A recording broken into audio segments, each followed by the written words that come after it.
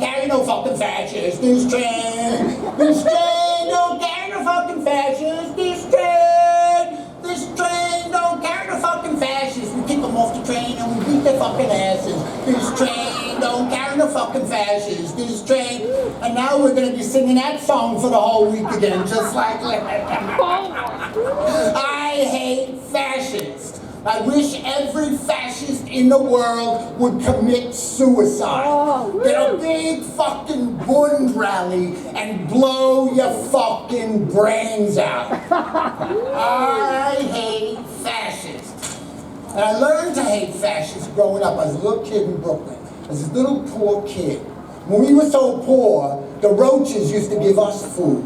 I learned to hate fascists watching TV. I was born in 1951 in December. I'm going to be 69 in December coming. I love the schoolboy in me, just loves being 69. I'm 69, I'm 69, I'm 69. But the problem when you're 69 is you can't get 69. You can only get 68. It's you do me and I'll owe you one. But I learned to hate fascists growing up.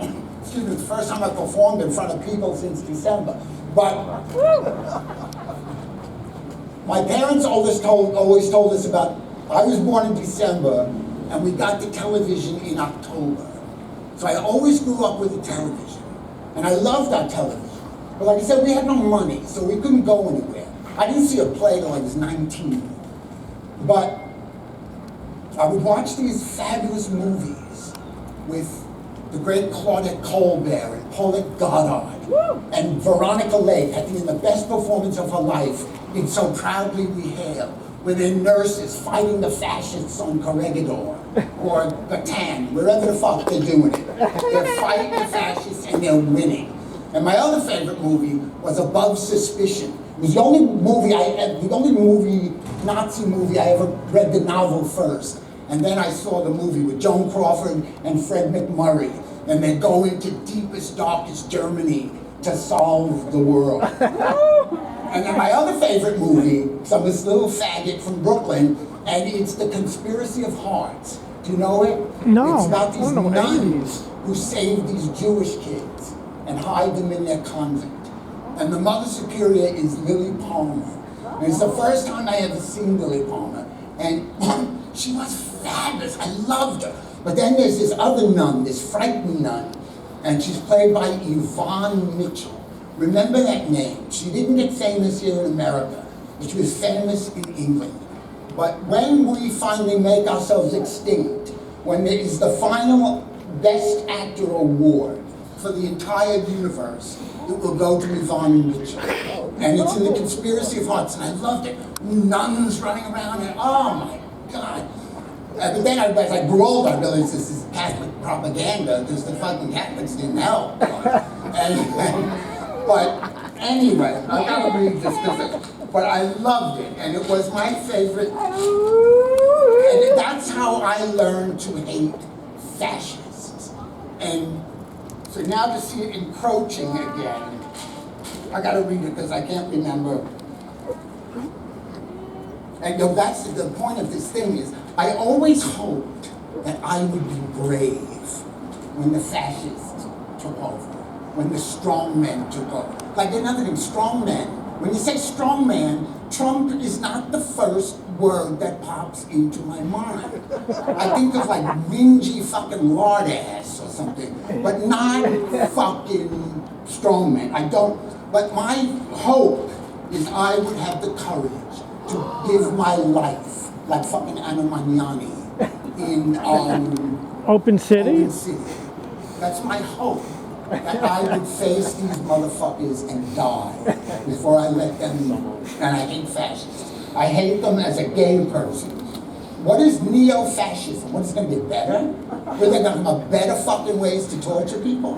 What are they going to have better fucking concentration camps? What is this? I don't get it. Why do people want to be governed?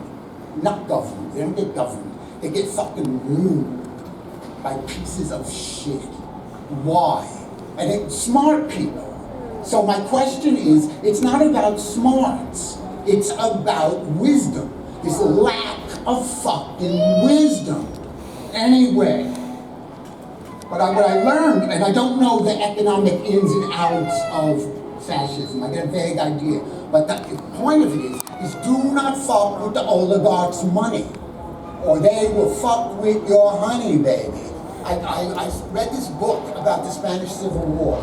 I had to put it down. I could not read the violent pieces of shit. And then I realized in that book, it was about money. When they say war is a rich man's war and a poor man's fight. And I always figure out a way to make us poor bitches fight for their fucking money. So I hate fascism. And now we got to go back to this. You know, the original fascists were the Romans.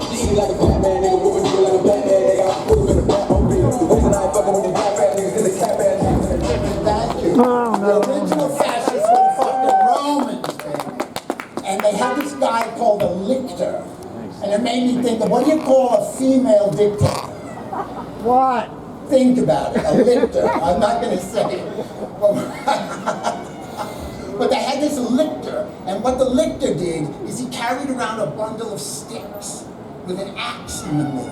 Now I hear bundle of sticks and fascists, I get scared. But the sticks, it's fascists, is two of them. A fascist is one. And a bundle of sticks, and the sticks symbolized they could beat you anytime they wanted. And the axe symbolized they could cut your fucking head off anytime they fucking wanted. So, yeah, neo-fascists, fabulous. I love the neo-fascists. And then, like, where am I going? I'm going, I gotta get this in, I only got 10 minutes. Who's the other fabulous strong man? Augusto Pinochet. I wouldn't piss on his fucking grave. I want to go to hell. I want to die and I want to go to hell. So I can see Augusto Pinochet and Henry Kissinger and who's the other one? What that woman? What was her name? Margaret Thatcher! No, not Margaret Thatcher. The Irish one. Anyway, I want to see, and Elliot Abrams, I want to see them burn in hell. I would burn in hell for the rest of my life just to see those motherfuckers burn in hell.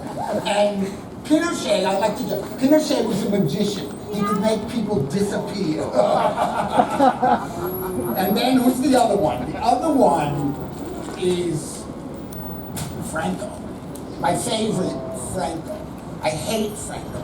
I hate his fucking guts. I gotta cut to the chase. What Franco did, he took Garcia Lorca and put a shotgun up his ass and disemboweled him. Now just get that, you get to kill the artist. I mean, don't trust anyone who is afraid of art. If you are afraid of art, you are a piece of fucking shit. If you're scared of art, fuck you. But, so he takes Lorca, the greatest poet in the 20th century, puts a shotgun up his ass and blows his fucking bowels out. So you get the homophobic, oh, he put the bomb shotgun up his ass, and you get rid of the greatest fucking poet. And then Dali, Salvador Dali, gets an award from Franco.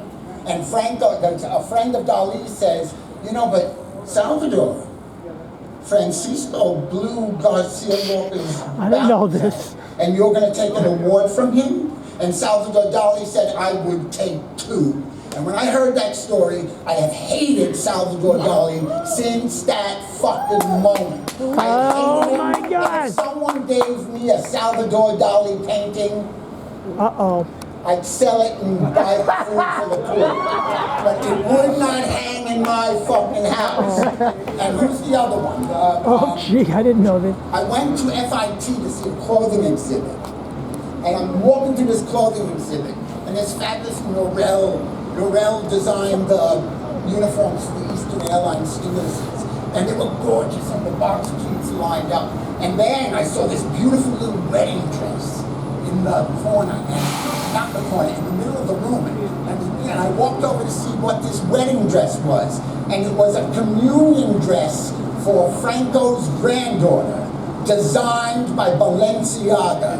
And I hated Balenciaga since that fucking moment. Go fucking do something else. That you gotta suck fascist dick to make a fucking living.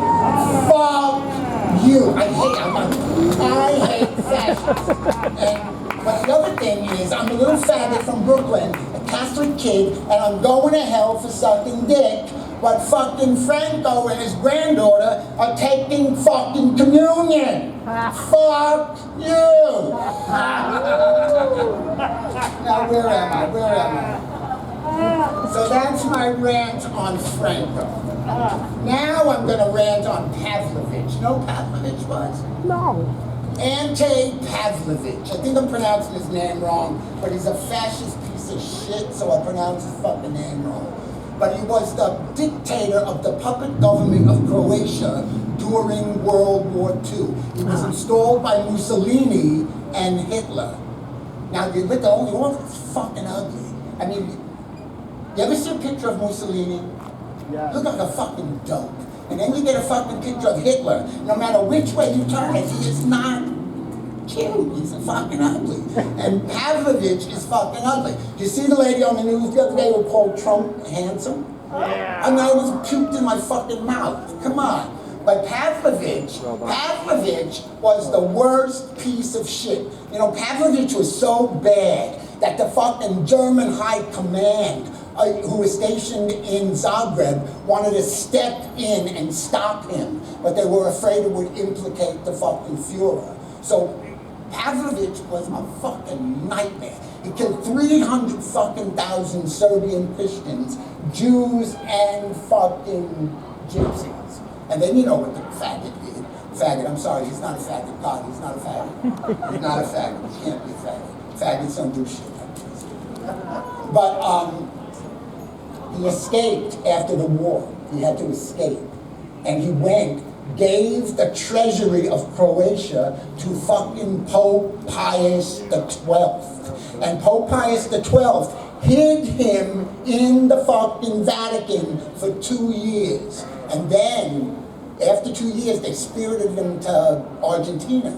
And then he worked for the Perones, those fuckers. And like, it galls me that they made a thing glorifying Evita Peron. They should have put a fucking shotgun up her ass. But then, he bums around South America once the Perons get kicked out. No one wants this piece of shit. So where he goes, he works for Stroessner. He works for all these motherfuckers that America put in. Like, don't get me started. But then, the Dominican Republic? No one wants him in South America, so who takes him in? No, wait, I forgot. This guy, this saint, this hero named Blagoje Djokovic was a Serbian guy. And he went to South America after the war on his own. He was legal, he was decent, he was a good man. But he heard that Pavlovich was in Buenos Aires, and he followed him around. He was going to kill him. He was going to kill this fucker. And he followed him around, and now Pavlovich knew this guy was following him. And he got off a bus, and he saw Djokovic, and he turned around and he said, "Fuck your communist Jewish mother." That's what Pavlovich said to Djokovic. Djokovic shot him 2 times in the back while he was trying to run away. He didn't die. But then he got away, and then fucking Franco gave him asylum in Spain. And the fucker lived for 2 more fucking years in Spain. But he died of the wounds that Djokovic gave him 2 years later. So I hate fucking fascists. Thank you.